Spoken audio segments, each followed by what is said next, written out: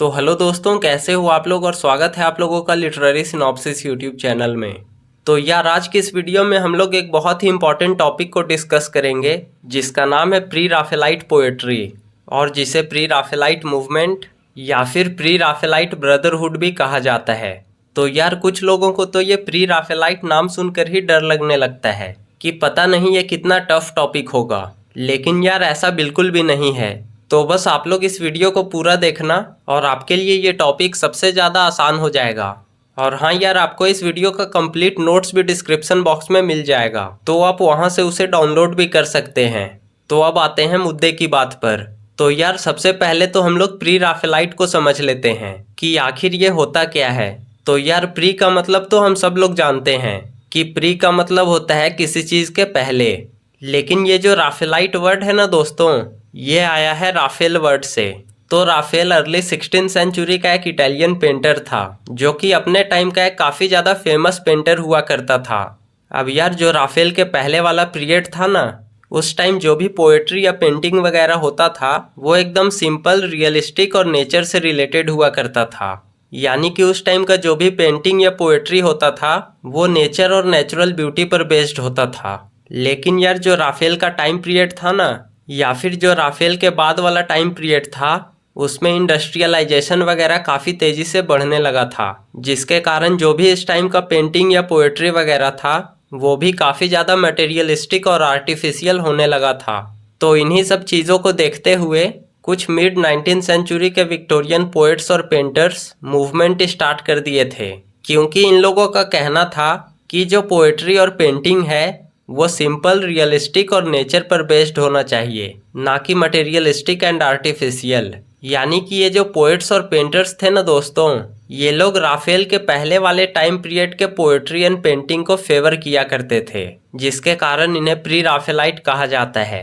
तो दोस्तों, ये जो प्री राफेलाइट मूवमेंट है ना, ये स्टार्ट हुआ था पेंटिंग को लेकर के, लेकिन धीरे धीरे ये मूवमेंट पोएट्री तक फैल गया था। तो दोस्तों, ये मूवमेंट स्टार्ट हुआ था 1848 में, और इस मूवमेंट को स्टार्ट करने में 7 विक्टोरियन पोएट्स एंड पेंटर्स का कंट्रीब्यूशन था, जिनका नाम है Dante Gabriel Rossetti, William Holman Hunt, John Everett Millais, William Michael Rossetti, James Collinson, Frederic George Stephens and Thomas Woolner. तो यार, इन लोगों ने मिल करके एक ग्रुप बनाया था जिसे प्री राफेलाइट ब्रदरहुड कहा जाता है। हालांकि स्टार्टिंग में जब ये ग्रुप बना था तो इसमें बस ये 3 लोग ही थे, लेकिन कुछ दिन के बाद ये 4 लोग और उस ग्रुप में ज्वाइन हो गए थे। तो दोस्तों, ये लोग ना लंदन के एक इंस्टीट्यूट में पढ़ाई करते थे जिसका नाम है रॉयल एकेडमी ऑफ आर्ट्स, और यहाँ के जो टीचर्स थे ना, वो राफेल के पेंटिंग का काफ़ी ज़्यादा फेवर किया करते थे। लेकिन यार, वहीं दूसरे तरफ जो प्री राफेलाइट्स थे, ये लोग राफेल के पहले वाले टाइम पीरियड के पेंटिंग एंड आर्ट को फेवर किया करते थे, जिसके कारण ये लोग रॉयल एकेडमी ऑफ आर्ट्स के अगेंस्ट और उस टाइम के जो भी पोएट्स और पेंटर्स थे उसके अगेंस्ट रिवोल्ट स्टार्ट कर दिए थे। क्योंकि प्री राफेलाइट्स का मानना था कि राफेल के टाइम का या उसके बाद वाले टाइम पीरियड का जो भी आर्ट एंड पेंटिंग है वो काफ़ी ज़्यादा मटेरियलिस्टिक, आर्टिफिशियल एंड अनरियलिस्टिक होते जा रहा है। और वहीं दूसरे तरफ जो राफेल के पहले वाले टाइम पीरियड का आर्ट एंड पेंटिंग था वो काफ़ी ज़्यादा सिंपल, रियलिस्टिक और नेचर से रिलेटेड हुआ करता था। तो दोस्तों, ये जो प्री राफेलाइट मूवमेंट था ना, ये एक तरह से रिएक्शन था against the materialistic, artificial and unrealistic art of Victorian age. तो इस मूवमेंट को स्टार्ट करने के पीछे प्री राफेलाइट्स का मेन मकसद ये था कि ये लोग चाहते थे कि जैसा art and painting medieval period में हुआ करता था वैसा ही आर्ट एंड पेंटिंग दोबारा से विक्टोरियन एज में आ जाए। अब यार, स्टार्टिंग में तो ये मूवमेंट सिर्फ पेंटिंग तक ही सीमित था, लेकिन धीरे धीरे ये मूवमेंट पोएट्री में भी आ गया था, क्योंकि जो विक्टोरियन एज का पोएट्री था ना, वो कहीं ना कहीं अपने रास्ते से भटक गया था। क्योंकि पोएट्री का मेन मकसद होता है अपने ऑडियंस को प्लेजर देना और उन्हें अच्छा फील करवाना, लेकिन विक्टोरियन एज में जो भी पोएट्री लिखा जाता था वो कहीं ना कहीं आर्टिफिशियल और सोशल प्रॉब्लम से रिलेटेड हुआ करता था। लेकिन जो प्री राफेलाइट्स थे वो लोग जस्ट ट्रेंड के अगेंस्ट पोएट्री लिखा करते थे, क्योंकि इनका पोएट्री काफ़ी ज़्यादा सिंपल, नेचुरलिस्टिक और सेंसुअस हुआ करता था। जस्ट वैसे ही जैसे कि राफेल के पहले वाले एज में पोएट्री लिखा जाता था।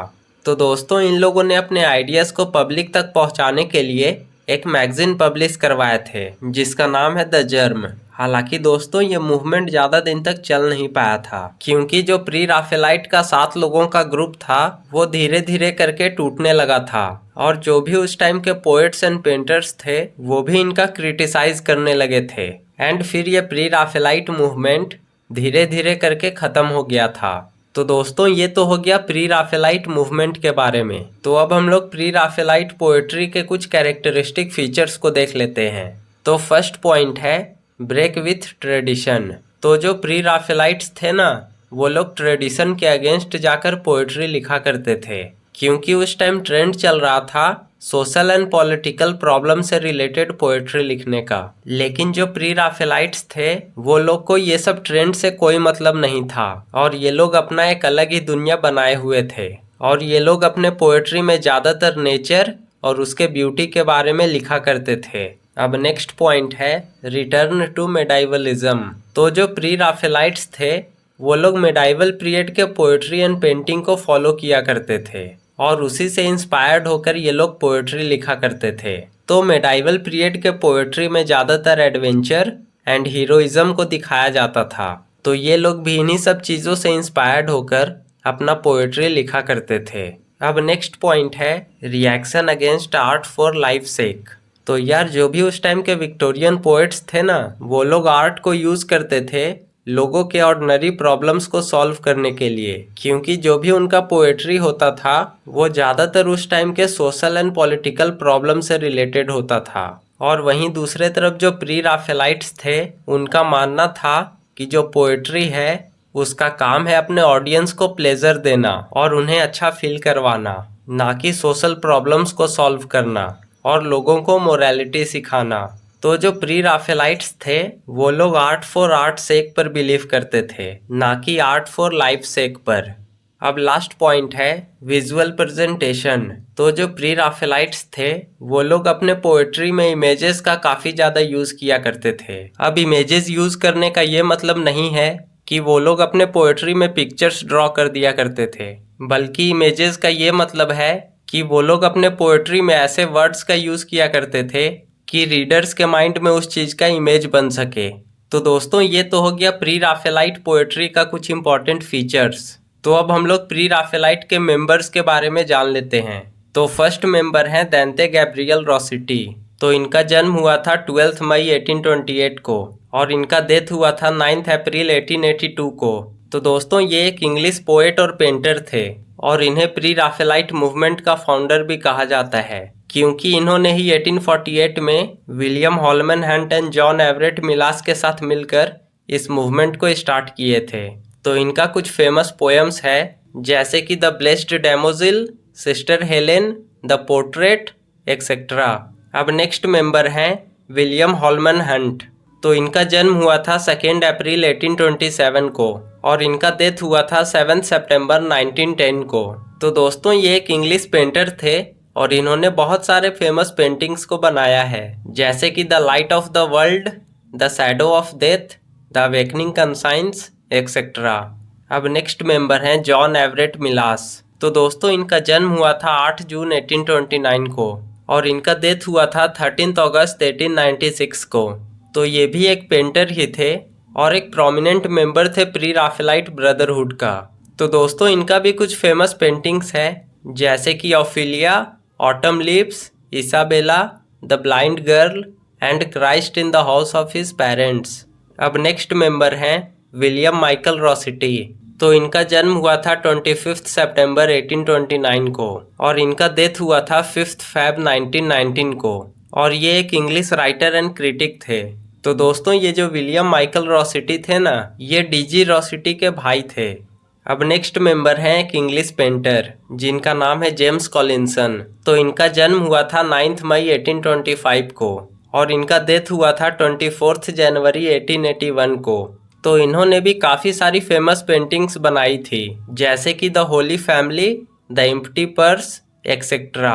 अब नेक्स्ट मेंबर हैं एक क्रिटिक जिनका नाम है फ्रेडरिक जॉर्ज स्टीफेंस। तो इनका जन्म हुआ था 10 अक्टूबर 1827 को और इनका डेथ हुआ था 9 मार्च 1907 को। तो दोस्तों इन्होंने भी प्री राफेलाइट मूवमेंट में अपना काफ़ी ज़्यादा कंट्रीब्यूशन दिया था। अब लास्ट मेंबर है थॉमस वुलनर। तो दोस्तों इनका जन्म हुआ था 17 दिसंबर 1825 को और इनका डेथ हुआ था 7 अक्टूबर 1892 को और ये एक स्कल्पटर थे। तो इनका कुछ फेमस आर्ट वर्क है जैसे कि Godley statue and Philip Parker King. तो दोस्तों ये हो गए प्री राफेलाइट मेंबर्स जिन्होंने इस मूवमेंट में अपना कंट्रीब्यूशन दिया था। तो यार आज का हमारा ये वीडियो यहीं पर खत्म होता है। तो आई होप आप लोगों को ये वीडियो पसंद आया होगा एंड आपको इस वीडियो का कंप्लीट नोट्स भी डिस्क्रिप्शन बॉक्स में मिल जाएगा, तो आप वहां से उसे डाउनलोड भी कर सकते हैं। So thanks for watching this video and if you like this video please hit the like button and also subscribe to my YouTube channel.